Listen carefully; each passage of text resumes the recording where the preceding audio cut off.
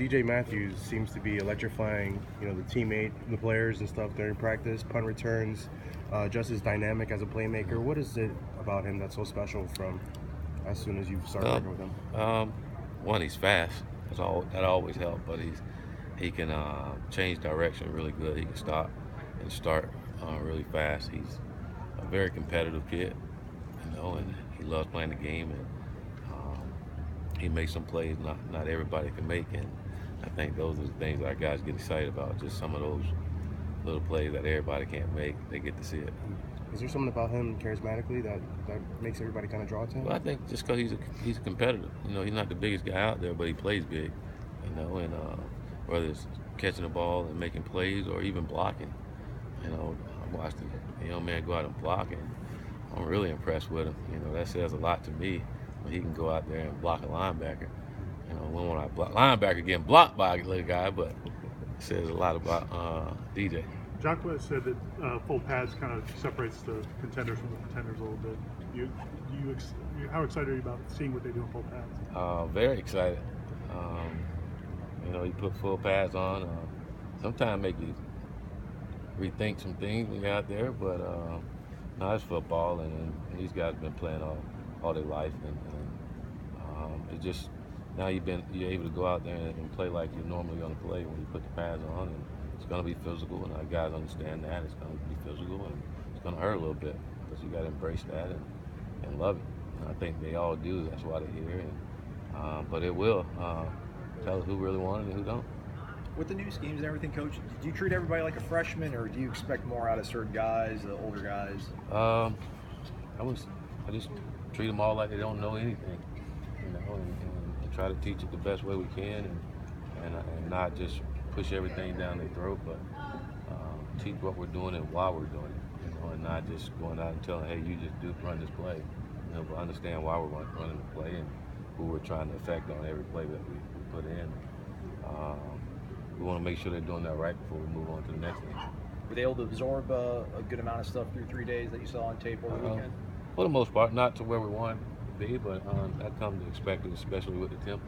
That adds another layer on top of it when you're trying to learn and you're going fast, trying to learn it too. So, but they're a lot further ahead than I thought they would be.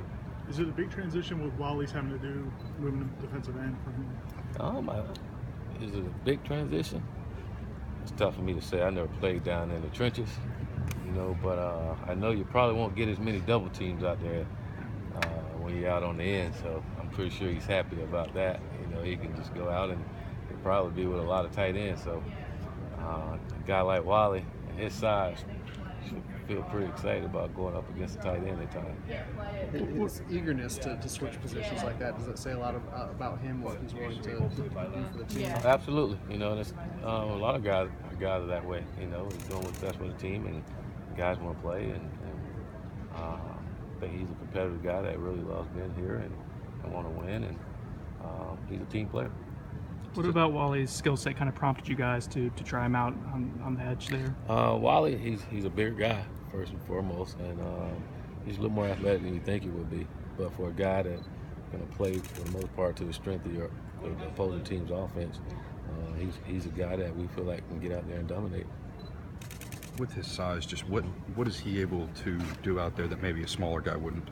Like I say, when you got a 240-pound tight end going up against a guy like Wally, just physics, that shouldn't work, and especially if you got a guy like Wally, who I think is a dude.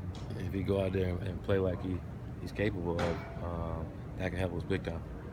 With the full pads, how much actual tackling, full-out tackling do you do, or you just very much limit that? We limit that, Usually we'll say those to scrimmages. Every now and then we'll have a couple periods where we'll go tackling, but for the most part we're thud and teaching those guys how to tackle and how to be pros. We want to practice kind of like they do in the pros when they don't tackle and go to the ground and stay off the ground and still go fast. So it's a lot of teaching. We're still going to pop pads now, and sometimes you accidentally fall on the ground, but we don't do a lot of tackling unless it's in scrimmages. How many scrimmages do you think you'll have before the game? 2. We'll have situational scrimmage this upcoming Saturday, and then we'll have a full scrimmage the following week. Time for a couple more, guys. What have you seen from Ontario Wilson switching to wide receiver? Do you like what you've seen from him so Oh far? yeah, he seems like a natural. You know, the kid can run and he catches ball like I say effortless. And I mean, he's been over there for 2 days now, and it seems like he's been there for a while. You know, so that's impressive. You know, for a guy that just changed in 1 day. Again, another example of guys just doing whatever it takes for the football team. How much thought goes into switching a position? Is that something you guys talk about as a staff and then to a player? I guess, how does that work? Yeah, we do. We it? talk as a staff. Again, we watched a lot of these guys through the chase and how they move around and kind of get a sense of who can do what, you know, and then we talk as a staff and talk to the player, and we do what's best for the team and what's best for the player. How's Josh Kane doing? Josh Kane, how's he doing? He's getting better.